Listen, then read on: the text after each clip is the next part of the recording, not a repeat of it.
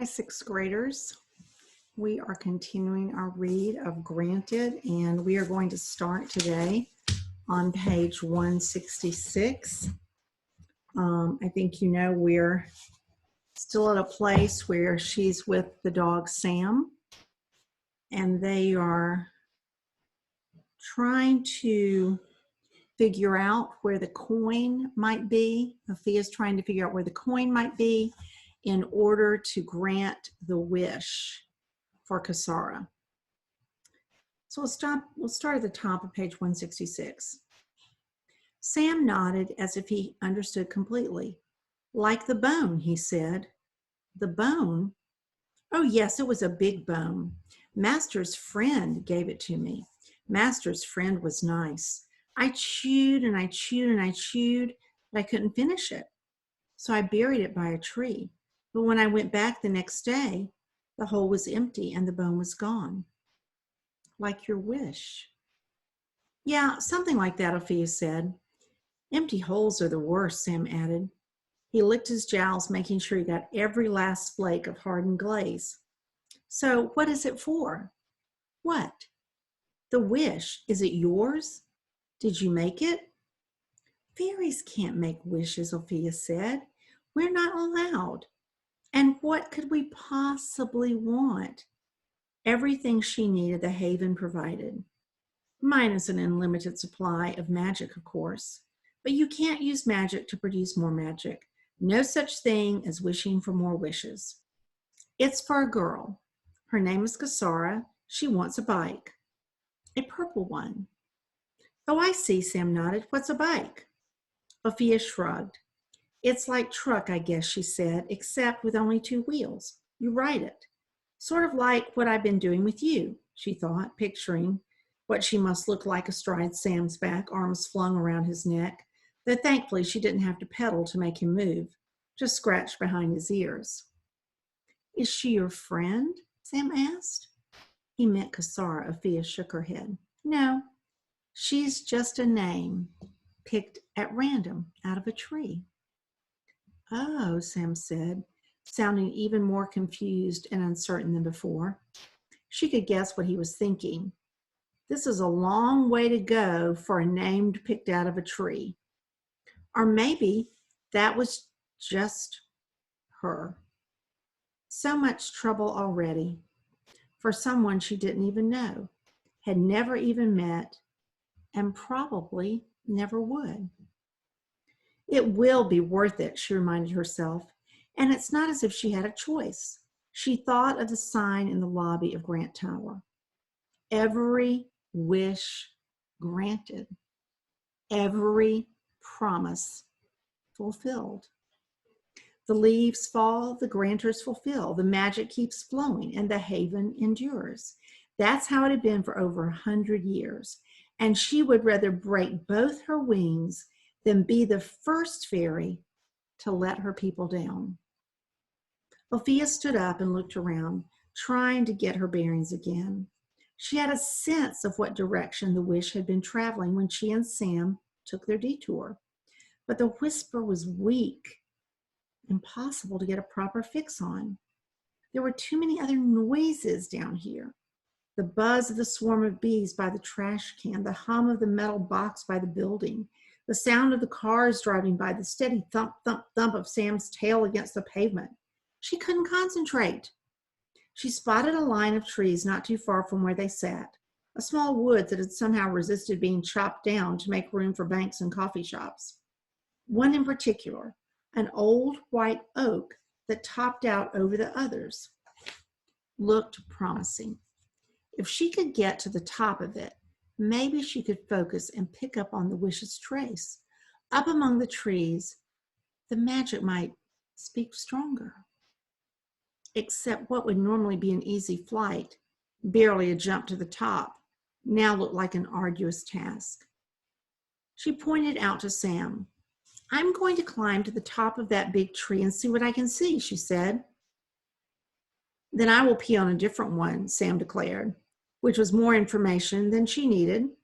He bent down so she could saddle up again, then carried her toward the little woods, dropping her off by the old oak before finding another one for his business. Ophelia looked up. She had never climbed a tree before. Why climb when you can fly?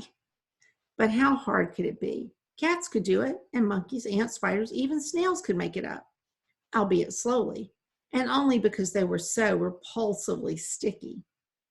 Sticky. Ophelia glanced down at her still slightly sugary fingers. Not nearly tacky enough for gripping tree bark, but she knew what might be. She opened her mostly empty pack and found her roll of super silver sticky strips. Peeling them off and attaching them one by one, sticky side out, to her boots, she secured them along the side with even more strips until she had used up the whole roll. But by the end, her boots had practically changed color, shining bright in the sunlight. "What are you doing?" Sam asked, returning after having found 3 or 4 different trees that suited him. "Believe it or not, I'm making something," she said. "It's not really a talent of mine. I'm no builder, but I think this might just work." She finished attaching the tape to her second hoot, then tested them out by standing up. She wouldn't be able to hang upside down from a branch by her feet or anything, but the newly modded boots should provide some additional traction.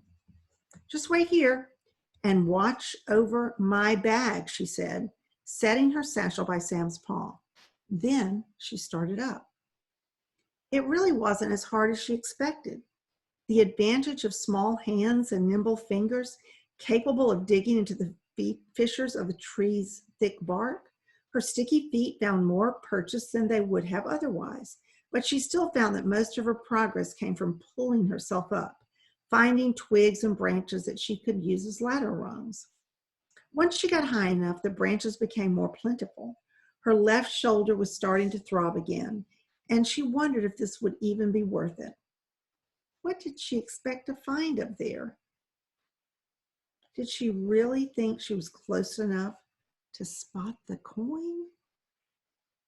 That she could catch the glimmer of its halo, or even hear Kasara's wistful voice from this far away?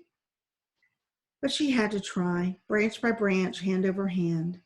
She scrabbled her way up to the top of the white oak, finally breaking free of its tufted top growth, crawling on her hands and knees along one of the flimsy upper branches to get the best view possible.